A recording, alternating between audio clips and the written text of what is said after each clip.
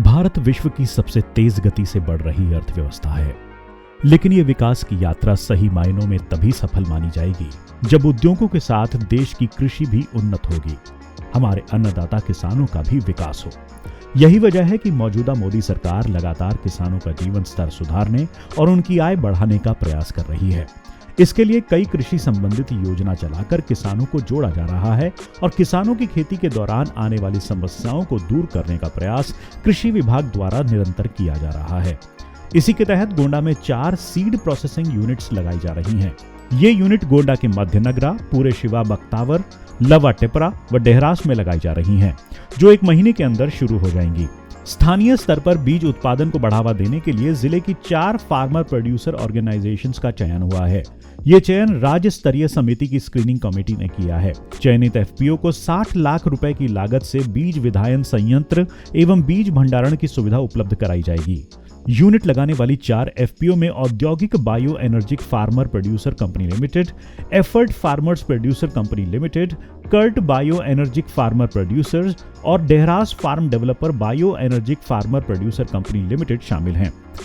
उप निदेशक कृषि गोंडा शैलेंद्र शाही ने बताया कि अभी इन चयनित एफपीओ में 60 लाख रुपए का सीड प्रोसेसिंग प्लांट लगवाया जाएगा। ये पूरी तरह अनुदानित होगा। बीज विधायन संयंत्र एवं गोदाम के निर्माण पर 36 लाख रुपए की लागत आएगी। इसके अलावा संयंत्र को संचालित करने के लिए 1 टीपीएच डीजल जनरेटर सेट खरीदने के लिए 24 लाख की व्यवस्था रहेगी। कुल मिलाकर संयंत्र, गोदाम के निर्माण व संचालन की व्यवस्था तक 60 लाख रुपए की लागत आएगी। ग्राम स्तर पर गुणवत्ता परक बीजोत्पादन व पैकेजिंग के अलावा भंडारण होने से किसानों को गांव में ही अच्छे बीज मिल सकेंगे। इससे किसानों को स्थानीय स्तर पर रोजगार मिलेगा और वो आर्थिक रूप से सुदृढ़ रहेंगे। माननीय प्रधानमंत्री जी की ये सोच ये है कि किसानों की आय दोगुनी चौगुनी किया जाए, तो उनको एक कोऑपरेटिव सिस्टम के माध्यम से, जो कोऑपरेटिव सिस्टम हमारा फेलोर सा हो गया था, अब नए सिरे से उसी प्रोसेस पे ये चला। कंपनी एक्ट 1956 के संशोधन 2013 के अंतर्गत जो है एफपीओ का गठन किया गया। इससे बेनिफिट किसानों को ये होगा, बीज उत्पादन कार्यक्रम जो करेंगे तो सीड प्रोसेसिंग का कार्य होगा और इनका ये बीज तैयार करें, अपने जो सदस्य हैं किसान जो है उससे बीज उत्पादन का कार्यक्रम करेंगे। फिर उसकी ग्रेडिंग होगी, ग्रेडिंग होने के बाद पैकेजिंग होगी, तो बीज विकास निगम को ही दे देंगे और सीधे अपने सदस्यों के बीच में, जो हमारे किसान इनके सदस्य हैं, उनको बीज वितरण कर देंगे। जैसा कि मैंने आपको पूर्व में बताया था कि एफपीओ को जो है उर्वरक, बीज और कीटनाशक दवाओं का प्राधिकार पत्र दिया गया है, तो उसमें ये अपने सदस्यों को बीज विक्रय कर सकते हैं और उनसे जो अनाज पैदा होगा क्रय कर लेंगे। क्रय करने के बाद जो है वो मार्केटिंग विभाग को देंगे। तो इससे सरकार किसानों को स्थानीय स्तर पर बीज उपलब्ध कराने के लिए एफपीओ को बढ़ावा दे रही है, जिससे एफपीओ के सदस्य किसान उन्नतशील बीजों का उत्पादन कर न सिर्फ अपनी आमदनी को बढ़ा सकें, बल्कि स्थानीय किसानों को भी उच्च गुणवत्ता के बीज उपलब्ध करा सकें। इसके लिए जनपद की 4 एफपीओ ने आवेदन किए थे। राज्य स्तरीय स्क्रीनिंग समिति की बैठक में इन एफपीओ का चयन किया गया है। Dehras farm developers bio energic farmer producers FPO के अध्यक्ष राजेश कुमार त्रिपाठी ने बताया कि उनके एफपीओ में 605 किसान जुड़े हुए हैं। किसानों की सबसे बड़ी समस्या गुणवत्तापूर्ण बीज समय से न मिल पाना है। स्थानीय स्तर पर बीज प्रोसेसिंग न होने से बाजार में महंगे बीज बुआई के समय उपलब्ध होते हैं। इस यूनिट के लग जाने पर गुणवत्तापूर्ण बीज समय से किसानों को मिल सकेंगे। साथ ही स्थानीय किसानों की भी आर्थिक मजबूती होगी व उन्हें रोजगार भी उपलब्ध होगा। ये गवर्नमेंट ऑफ इंडिया की महत्वाकांक्षी योजना है दृष्टि के जरिए बीज विधायन संयंत्र की स्थापना के लिए अनुदान मिला है और ये भारत सरकार की योजना है, जिसकी जानकारी हमें उप निदेशक कृषि जनपद गोंडा के द्वारा हुई और इसके लिए उप निदेशक महोदय के स्तर से सारे प्रतिभागियों का चयन किया गया और उसके उपरांत जिला स्तरीय समिति ने फॉरवर्ड करके निदेशालय, कृषि निदेशालय उत्तर प्रदेश भेजा। फिर वहां से हम लोगों का चयन हुआ है। ये 100% अनुदान की योजना है। इसमें 60 लाख रुपए का अनुदान हुआ है, जिसमें से हमें 50,40,000 रुपए प्राप्त हो चुके हैं और शेष राशि 2-3 दिन में मिल जाएगी। उसी के अंतर्गत ये गोदाम का निर्माण हो रहा है, बगल में ऑफिस बन रहा है, इधर मशीनरी रहेगी और इसमें अब हमारे एफपीओ में लगभग 605 किसान ऑलरेडी जुड़े हुए हैं और पेडअप कैपिटल 5 लाख है, पूंजी भी 5 लाख की है। हम अपने किसानों को बीज उत्पादन के कार्य में लगाएंगे और अन्य किसानों को भी प्रेरित करेंगे कि वो हमारे साथ जुड़कर बीज उत्पादन का कार्य करें, क्योंकि आज सबसे बड़ी समस्या किसान के लिए बीज की ही है।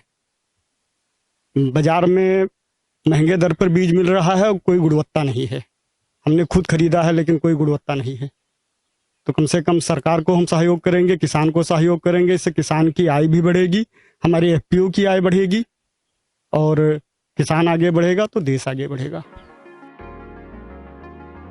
कृषि विभाग व किसानों की ओर से इन संयंत्रों को उन्नतशील प्रजातियों के आधार पर बीज उपलब्ध कराए जाएंगे। इसके बाद बीज विधायन इकाइयां उन्नतशील प्रजातियों के प्रमाणित बीजों का उत्पादन, विधायन तथा पैकिंग कर कृषकों के बीच उचित मूल्य पर बेचेंगी।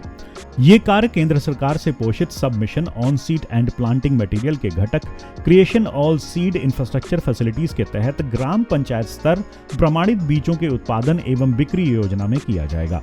इस योजना को दृष्टि D centralised rural infrastructure and seed technology initiative के नाम से संचालित किया जाएगा।